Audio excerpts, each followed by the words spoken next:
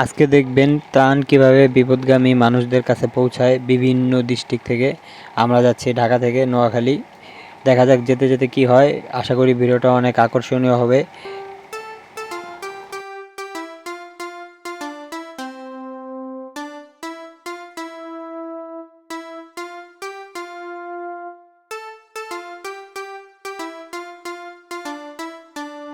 বনশ্রী থেকে গাড়ি ছাড়ার পর আমরা স্টপ করার থেকে বামে নিয়ে কাশপুর দিয়ে বের হয়ে চলে যাব।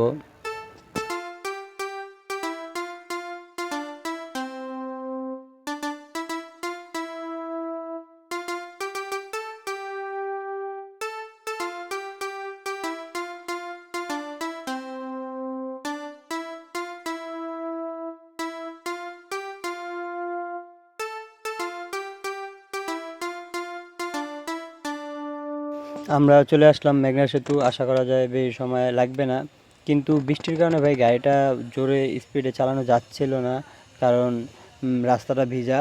যদি সামনে কোনো সমস্যা হয় সেক্ষেত্রে ব্রেক ধরলে গাড়ি ঘুরে যাওয়ার সম্ভাবনা থাকে। এই জন্য আমাদের বুঝে শুনে যেতে হবে। এখন দাউদকান্দি ব্রিজ পার হচ্ছি।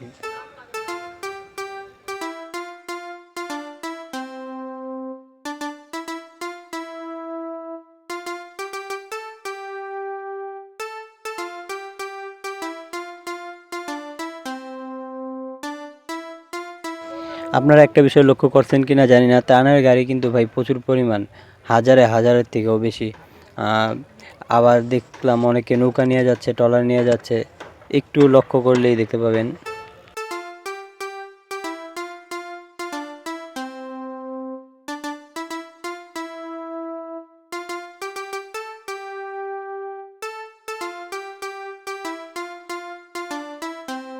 আরেকটা বিষয় লক্ষ্য করছেন কি না জানি না, ট্রলার থেকে শুরু করে নৌকা, স্পিড বোট, যে যা পারতাছে তাই কিন্তু নিয়ে রওনা হয়েছে ভাই।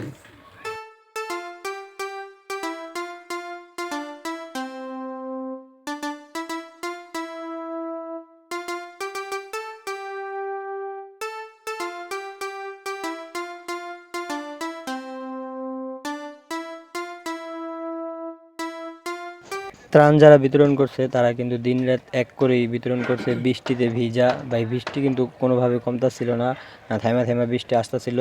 বৃষ্টিতে ভিজা, তারপর সেই মাল সংরক্ষণ কইরা এক জায়গায় রিজার্ভ কইরা তারপর সেগুলো গাড়িতে করে নিয়ে পৌঁছে যাচ্ছে এই অসহায় মানুষদের কাছে।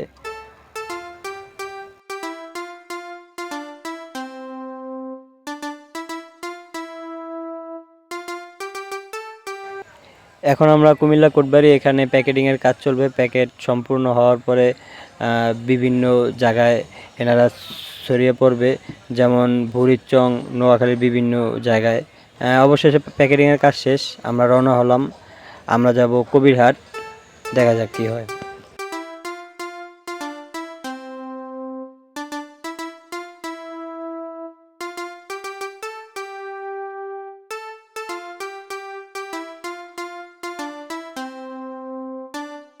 আমরা এখন পদুয়ার বাজার বিশ্ব রোড, যেহেতু আমরা ঢাকা থেকে আসছি সেজন্য ইউটার্ন নিয়ে সামনে থেকে বামে যেতে হবে নোয়াখালী যেতে হলে। আমরা কিন্তু প্রচুর পরিমাণ জ্যাম পাইছিলাম ওইখানে পদুয়া বাজার বিশ্ব রোড, যেটার কারণ 14 গ্রাম ফেনী পানি ওঠার কারণে রাস্তা বন্ধ। এই কারণে সবাই এই রাস্তাটাই ব্যবহার করতেছিল। বৃষ্টি কিন্তু ভাই থেমা থেমা হইতেই আছে এখনও।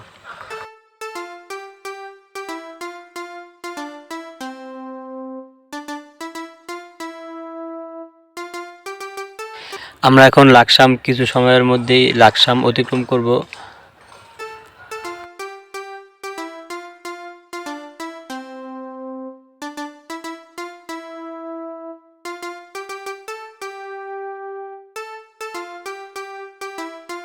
সামনে জনাব ছাগল রাস্তা পার হচ্ছে, যা ভাই যা, একটু সাইড দিয়ে দিলাম ওকে। হাইওয়ে রোডের পাশের বাড়িগুলি অর্ধেক পর্যন্ত ডুবে আছে, তাহলে অনুমান করাই যায় যে নামার দিকে কি অবস্থা ভাই।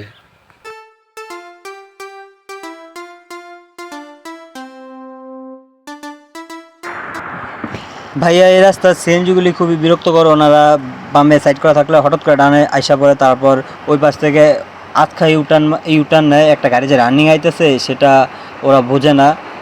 যাই হোক, আমরা আইসা গেছি চৌমনি চৌরাস্তা।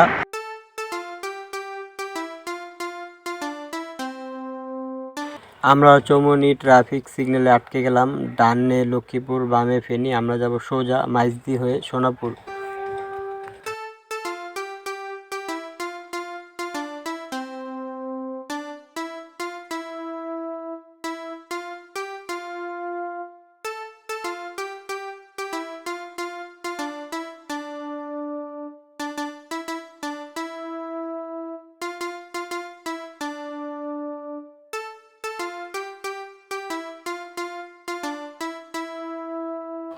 আমরা এখন মাইজদি শহর। আমরা চৌমনির পরে লক্ষ্য করছি বাঁ দিকে কিন্তু রাস্তায় প্রচুর পরিমাণ পানি উঠছিল, আর বাড়িঘরের অবস্থা তো ভাই খুবই গুরুতর।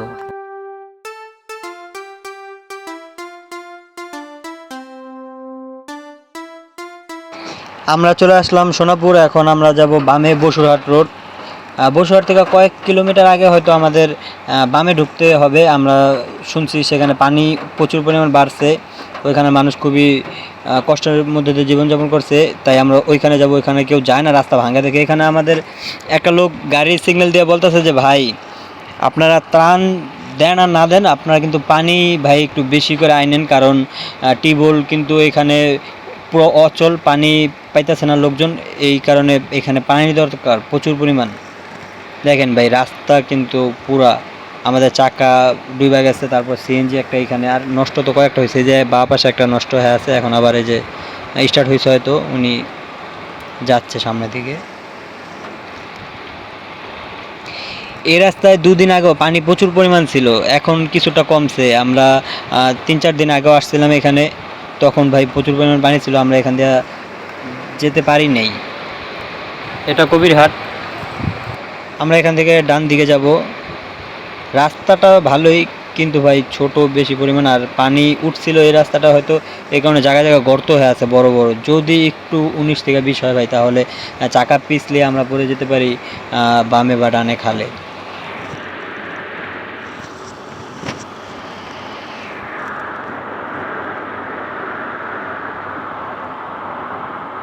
রাস্তার আধা ফুট নিচে পানি আছে, আপনারা একটু লক্ষ্য করে দেখবেন, বা পাশে বা ডান পাশে দোনো পাশেই আধা ফিট এরকম।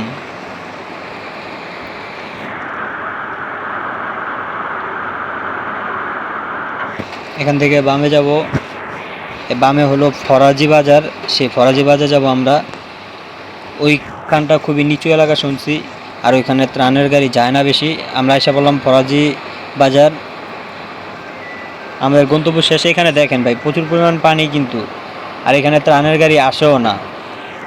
যারা আসে ওনারা ওই যে মেন রাস্তায় দিয়ে চলে যায়, আর যারা বন্দি আছে ভিতরে ওনারা কিন্তু বের হতেও পারে না আর ত্রাণ নিতেও পারে না। সেই জন্য আমাদের লোকগুলি সিদ্ধান্ত নিছে যে এরকম জায়গায় দেবে যেই জায়গার লোকজন বাইর হইতে পারতেছে না। ওনারা নৌকা ঠিক করছে, নৌকা ঠিক করে তারপরে ভাই আস্তে আস্তে কিন্তু রাত হয়ে গেছে, এখন সন্ধ্যা। আর রাতের বেলায় ভাই লোকগুলোই অনেক কষ্ট করতে হবে আজকে। সন্ধ্যা যেহেতু হয়ে গেছে, ত্রাণ দিতে প্রায় 3-4 ঘন্টা লাগতে পারে। এই রাতের বেলা লাইফ জ্যাকেট ওনারা আনছে, নৌকা ভাড়াও করছে, কিন্তু রাতে একটু কষ্ট করতে হবে ওনাদের।